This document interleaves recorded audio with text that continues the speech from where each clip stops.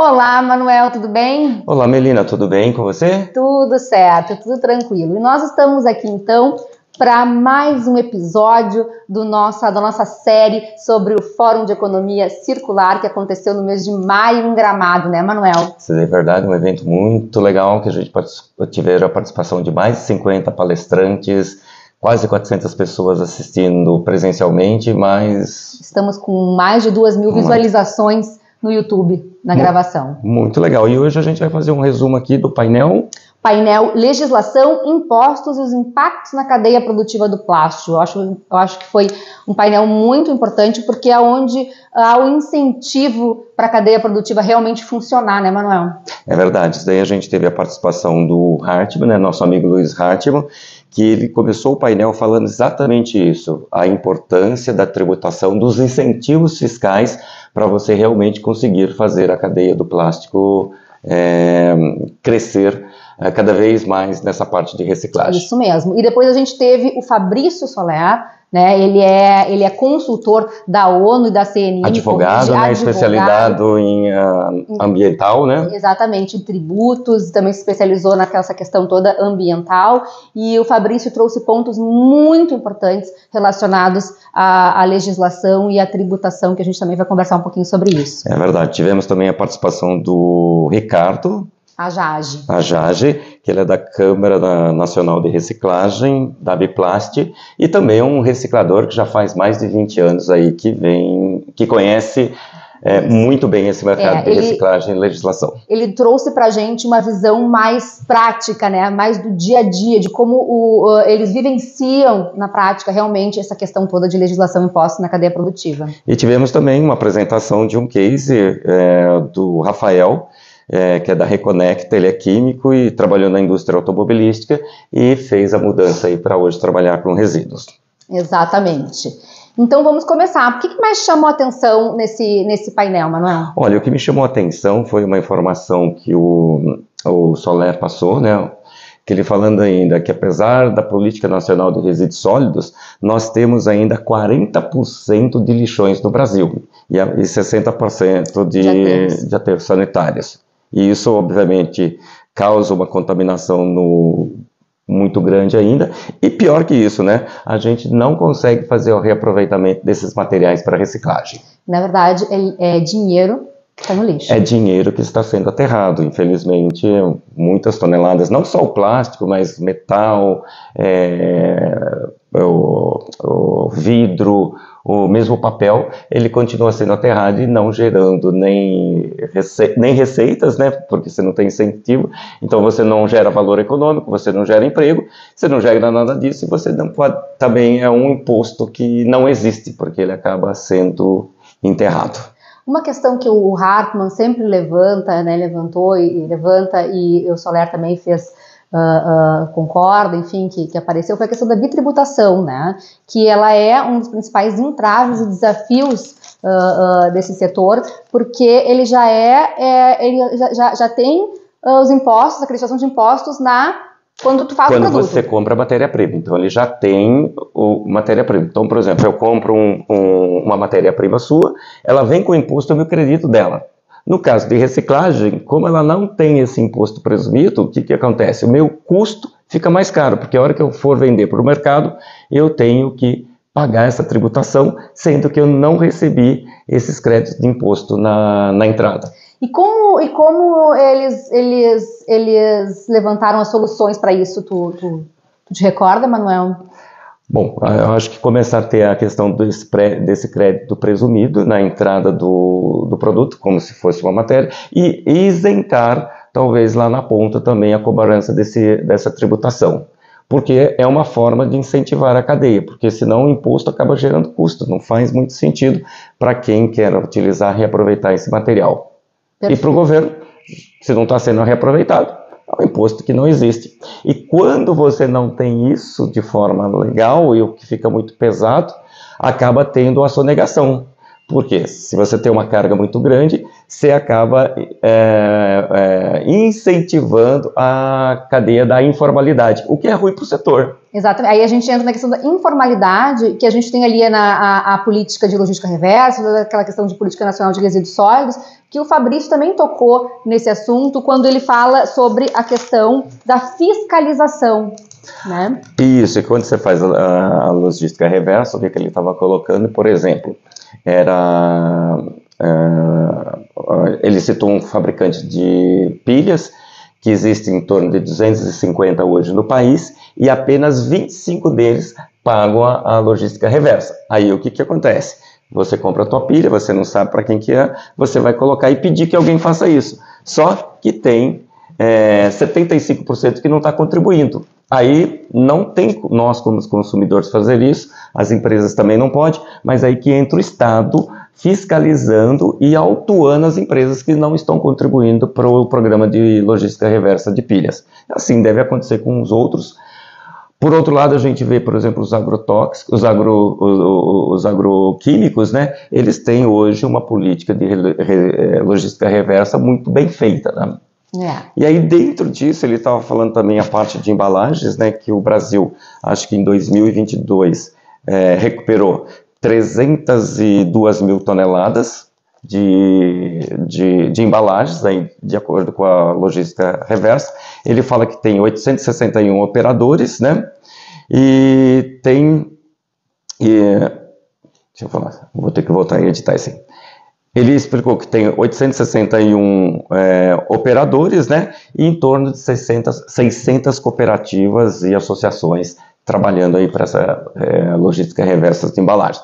É pequeno ainda, porque a gente está falando que isso daí representa talvez aí a 22% do que foi utilizado, então teria que incentivar mais essa parte de logística reversa para embalagens. Perfeito. E também, outro ponto que me chamou bastante atenção foi o Pró-Recicle, né, que seria tipo uma lei Rouanet. Que é outro incentivo, que é isso que já tem, precisaria ser regulamentado, que aí permite que as empresas coloquem aí 1% do imposto de renda devido, né, para investimentos em reciclagem. Para investir isso. Também ele comentou que vários estados têm, que a grande maioria dos estados tem aí já um incentivo do governo estadual, né, o Rio Grande do Sul tem, acho que foi um trabalho aqui da deputada Anne Ortiz, né? E também a gente tem que citar o trabalho do deputado Carlos Gomes também, que esteve presente no nosso fórum, que é um grande entusiasta aí da reciclagem e trabalha muito forte nessa parte de incentivos fiscais.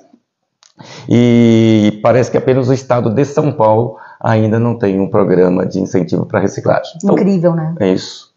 Vai estar acontecendo, acho que com o tempo isso vai estar modificando. Bom, então aí a gente teve a participação também do Ricardo Agege, né, Manuel? E ele trouxe algumas perspectivas da parte do como reciclador muito importantes, né? Isso, né?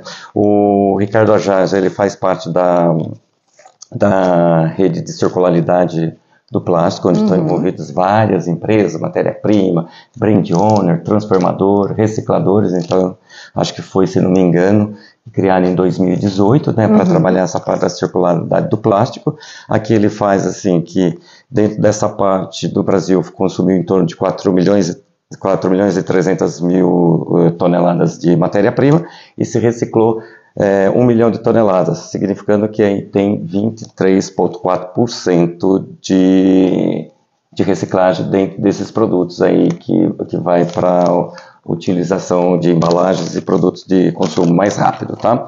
E aqui também, linkando aqui com o que o Fabrício Soler falou, que teoricamente a regulamentação em 2023 deveria ter 22%, e a gente acha que acaba não chegando nisso, e para 2024 deveria chegar a 30%, que talvez seja um pouco difícil conseguir fazer esse aumento aí de um ano. Se a gente não conseguiu atingir a meta em 2023... aí vai ficar um pouquinho mais difícil. E aí existem duas coisas que é importante, né? É você ter conteúdo de reciclado do teu produto ou você reciclar esse produto e colocar em outros produtos, que aí você acaba fazendo um downcycling. Agora, enquanto você trabalha com conteúdo, Por exemplo, eu estou fazendo um produto. Tá. Eu posso fazer ele 100% de matéria virgem, tá? E eu ter outros produtos que eu uso 80%, 90% reciclado. Da minha média, pode dar aí os 22%.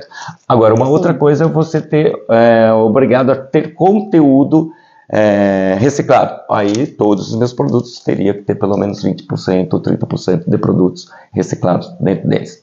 Tem produtos que vão ser possíveis, tem produtos principalmente que vai na área alimentícia, que vai ser uma dificuldade um pouco maior. Dificuldade essa que o PET hoje já resolveu. A gente viu também no painel da Gnós, que eles já estão conseguindo fazer isso daí para o PS. PS hoje de iogurte, ele consegue retirar as embalagens de iogurte, processar e produzir nova embalagem de iogurte com 100% de resina reciclada. Mas temos que voltar para o Ajage, que ele tem algumas coisas muito interessantes que ele colocou aqui, né? Que a partir do momento, essa falta de incentivo na reciclagem, e que poderia ser resolvida com essa participação do governo, obviamente, como a gente falou um pouquinho antes, ia aumentar muito a reciclagem, a gente ia aumentar a geração de empregos e de rendas. Obviamente, se eu estou reciclando, eu estou tirando dos aterros, então eu estou reduzindo o custo dos governos em aterrar. Permite uma rastreabilidade hoje, porque se eu tiro a informalidade, se eu tenho nota fiscal, se ele fica formal, eu consigo fazer a rastreabilidade e às vezes valorizar isso daí até mais dentro do brand owner depois.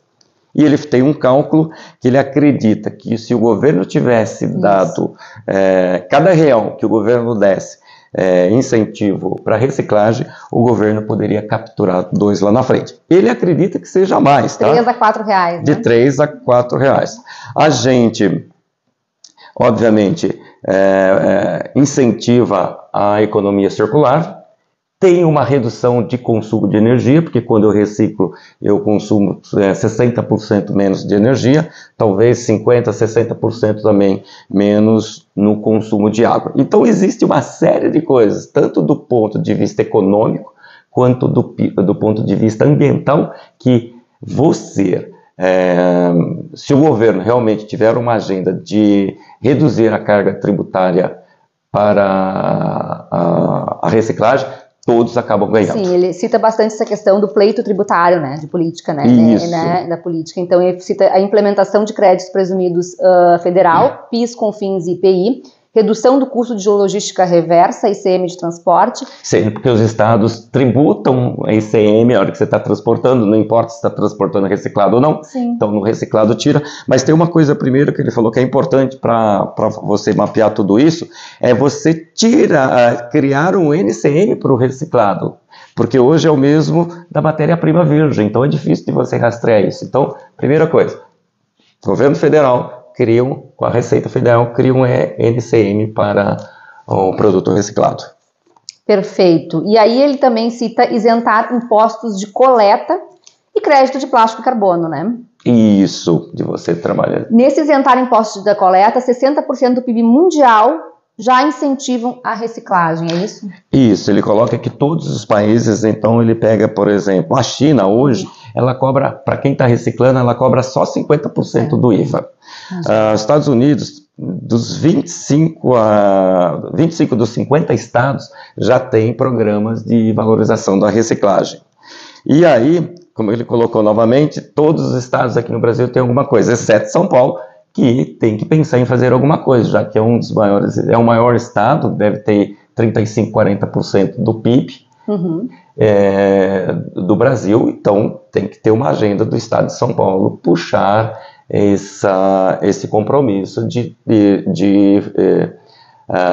reduzir a carga tributária para o reciclado, que de certa forma vai incentivar a cadeia como um todo.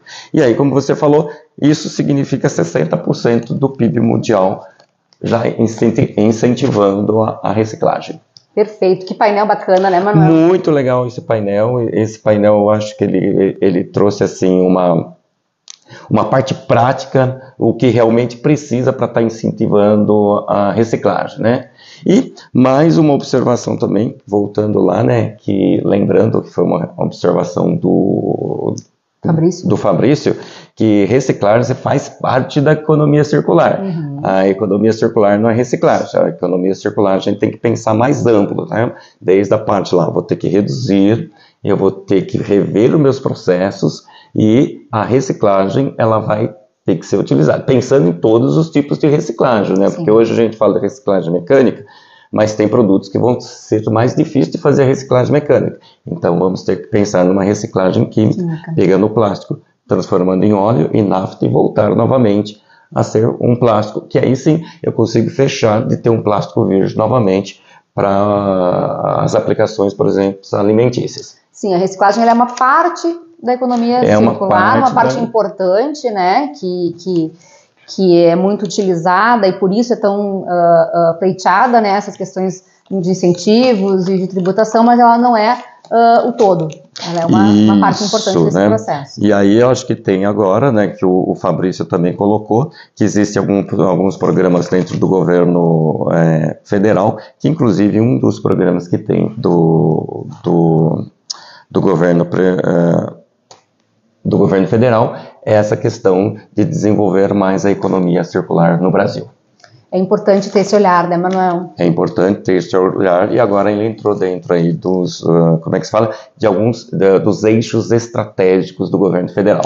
Então, as empresas ainda que não conhecem, eu acho que era bom começar a ficar um pouquinho mais acostumado com essa parte de economia circular.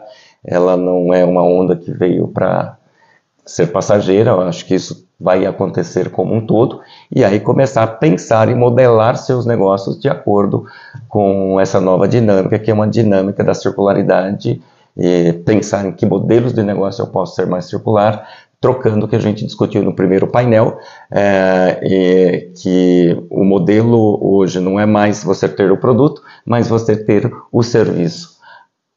Isso que é importante. Isso, né? Que é importante, porque a partir do momento que eu tenho serviço, eu tenho a economia de recursos naturais, faço o produto durar mais tempo. Consegue reutilizar, reaproveitar, que é também um dos objetivos da economia circular. E né? que, obviamente, fazer o produto circular. Circular, e obviamente que a reciclagem está dentro desse contexto. Bom, acho que encerramos por aqui hoje esse painel e a próxima semana a gente traz um novo painel para a gente estar discutindo aqui com vocês. Muito obrigado e até lá. Até semana que vem.